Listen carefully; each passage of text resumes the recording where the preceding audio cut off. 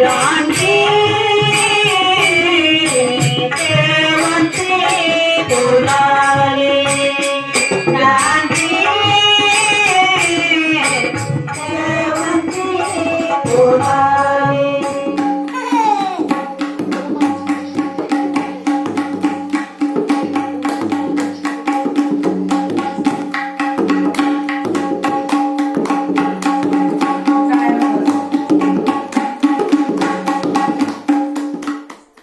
आज मी आपल्या अहिल्यानगर जिल्ह्यामध्ये आणि अहिल्यानगर तालुक्यामध्ये असणारे एक छोटंसं गाव तांदळी वडगाव या ठिकाणी आलेलो आहे. येण्याचं कारणही तसंच आहे. ज्याच्या घरी आज आलो आहे त्यांचं नाव आहे वैभव मुनपण. यांच्या घरी आलेलं आहे. त्यांचा अतिशय येण्याचं कारण देखील वावगं आहे आणि त्यांचा असणारा हे घर आहे. त्या घरामध्ये आज आपण एंट्री करत आहोत. त्या घरामध्ये एंट्री करत असताना आज आपण पाहतो त्याचे आजोबा या ठिकाणी थांबलेले आहेत. वैभव यांचे मेसेज या ठिकाणी आपल्याकडं उभं राहिलेलं पाहायला भेटत आहेत. कारण आज आम्ही खास यांच्याकडसाठी आलो आहे की जेणेकरून वैभव यांचा मुलगा वैभव मुनपण यांचा मुलगा अतिशय लहान वयामध्ये चांगल्या प्रकारचा तबला वादन करतोय ही आम्हाला कला आज पाहायला भेटली आणि त्या अनुषंगाने आम्ही या ठिकाणी आलेलो आहोत. आज मी त्यांची थोडीशी परिचय आम्ही त्यांच्याकडे करून घेणार आहोत. मी सुरुवातीला त्यांचे आजोबा यांच्याकडे जातोय की आपला थोडासा परिचय द्यावा. नमस्ते, नाव सांगा. रामदास तातेबा मुनपण. यानंतर मी त्यांच्या वैभव मुनपण यांचे असणाऱ्या मिसेस त्यांना देखील मी या ठिकाणी विनंती करतोय त्यांनी देखील आपला परिचय आणि सांगायचं आपलं नाव. सुप्रिया वैभव मुनपण, राहणार तांदळी वडगाव, तालुका जिल्हा अहिल्यानगर. ठीक आहे. आता मेन आपल्याला जे उद्दिष्ट आहे त्या उद्दिष्टापर्यंत आपण पोहोचणार आहोत. जे वैभव यांचा असणारा हा चिरंजीव या ठिकाणी आपण पाहतो. हा शांत बसलेला असा हा गोंडस मुलगा या ठिकाणी आपल्याला पाहायला भेटतोय. नाव सांग बाळा, तुझं नाव काय? अवधूत घनश्याम मुनपण. बर, तू शाळेला कितीला आहे बाळा? दुसरीला. शाळेत नाव काय तुझ्या? Tulip high school Walki. वाळकी. बर बर. आता सध्या तुझं वय किती आहे? 7 वर्षाचं. बर. तुला शाळेमध्ये अभ्यासाचे इतर तुला काय नाद वगैरे तुझं काय आहे का बाळा? वाजवण्याचा, काय खेळण्याचा? वाजवण्याचा. काय वाजवतो तू? वाद्य वाजवतो. कुठलं रे? तबला आणि पखवाज. अतिशय लहान वयामध्ये हा त्याचा छंद आहे, तबला आणि पखवाज. ज्यावेळेस आम्ही प्रत्यक्षात पाहिलं त्याचं वादन, ते वाद्य वाजवत असताना ज्यावेळेस भजनाच्या ह्याच्यामध्ये कीर्तनाच्या ह्याच्यामध्ये त्यांनी वाजवलेलं मी स्वतः पाहिलं असल्यामुळं आज आम्ही या ठिकाणी नगर जिल्ह्यामध्ये आम्ही हजर झाले आहोत.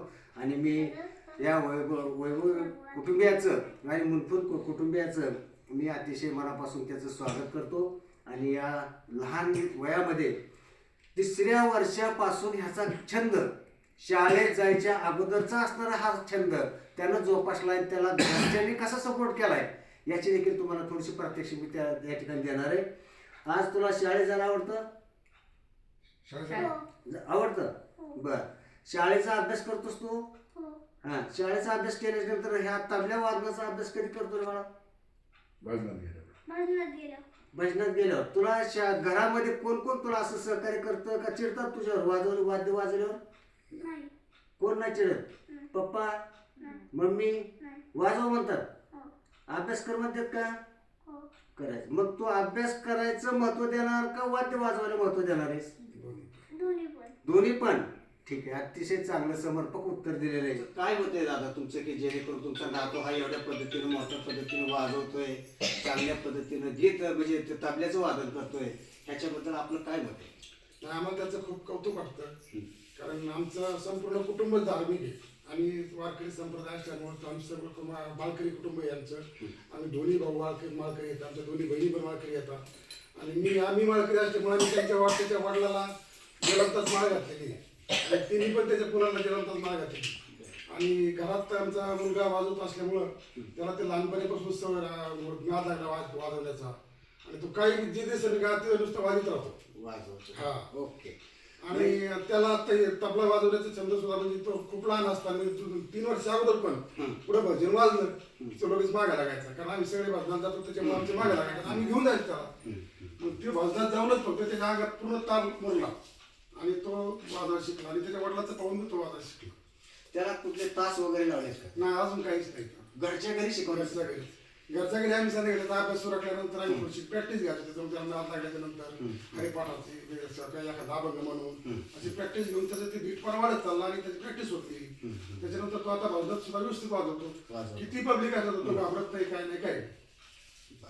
आता त्याला पुढचं तुमचं काय नियोजन आहे किंवा शाळा शिकवायची का कलाच्या माध्यमातून त्याला पुढे शाळा बी शिकवायची आणि निकाला पण जोपासायची कारण त्याला आतापर्यंत अक्षर ओळख नव्हती. आता तो दुसरीला गेलाय तो आता उत्तम प्रकारे वाचन काम करतो त्याच्यामुळे आम्ही त्याला आता उन्हाळ्या सुट्टीनंतर त्याचे क्लास चालू करणार आहेत आणि त्याची शिकायला सुद्धा आम्ही चांगल्या प्रकारे जोपासणार आहे.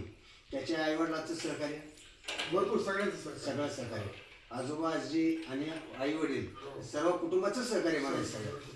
ओके चालते. आणि जेणेकरून आता त्याचं जे वाद्य वाजवत आहे त्याला प्रोत्साहन करून तुम्ही काय काय बदल करू शकता? कारण मुळातच आमच्या घरी भजनाचं सर्व साहित्य आमच्या घरचंच आहे. साहित्य घरी तबला आहे पेटी आहे तपवाद आहे टाळ येतं त्याच्यामुळे त्याला त्याविषयी कुठली आणाची याची गरज पडत नाही. फक्त आता लहान असल्यामुळे त्याची समजा काही थोडी पाठपुरतूर झाली त्यामध्ये लगेच रिपेअर करून तुम्ही मुलांच्या बाबतीमध्ये त्या मुलाच्या बाबतीमध्ये अवधूतमध्ये असणारे गुण हे कधीपासून ओळखले? त्याचे गुण ओळखायचे म्हणजे तो 2-2.5 वर्षापासून म्हणजे भजनाला सगळे आजी आजोबा नेत होते तेव्हापासून त्याची आवड निर्माण झाली. 3 वर्षापासून तो वाजवायला लागला. भजनामध्ये पखवाज काही कारण थोडेफार बोल सारेगम ते पदनिसा वगैरे सगळं वाजवायला लागला. ते त्याची आवड बघून आम्ही त्याची कला जोपासण्याचा निर्णय घेतला 3 वर्षापासून. 3 वर्षापासून तुम्ही कसं ओळखलं ह्याला वाजवा येतं हे कसं काय ओळखलं तुम्ही? वाजवायला येतं म्हणजे एका भजनामध्ये काय झालं तो गेला तिथे बसला म्हणजे भजनाचा थोडासा ब्रेक असतो ना मध्ये त्याच्यामध्ये बसला आणि वाजवायचा तो हे करीत होता प्रयत्न करत होता. तेव्हा त्याच्या वडिलांना बघितलं त्यांना असं वाटलं की तो हा वाजवू शकतो कारण त्यांचा पाहून हा वाजवायचा प्रयत्न करत होता. म्हणजे घरामध्ये पाहिजे. हा तो कसा अभ्यासाला बसला तरी वाजवतो जेवायला बसला तरी वाजवतो. त्याचा हा छंद पाहून आम्हाला असं वाटलं की त्याचा हा छंद जरा पुढे न्यावा. मग त्याच्यासाठी मग आम्ही तबला आणला. तबला म्हणजे माझ्या मोठ्या नंदेबाईंनी तबला आणला त्याच्यासाठी. बर बर बर. म्हणजे त्याची आवड हा 3 वर्षाचा असताना त्याला तबला घेऊन आला. तेव्हापासून त्याचा छंद त्याच्यामध्ये जास्त रुजू झाला. आता तुम्हाला कसं वाटतं तो एवढ्या मोठ्या लोकांमध्ये वाजवतोय कीर्तनात वाजवतोय मोठ्या मोठ्या लोकांमध्ये तबल्याच्या आडतो दिसत सुद्धा नाही अशा पद्धतीची त्याची मूर्ती दिसते आपल्याला त्यात तुम्हाला ते पाहून कसं वाटतं? खूप अभिमान वाटतो. एवढ्या मोठ्यामध्ये वाजवतो. एकदम जे दिग्गज गायक म्हणतात भजनामध्ये जे असतात त्यांच्या समोर तो वाजवतो.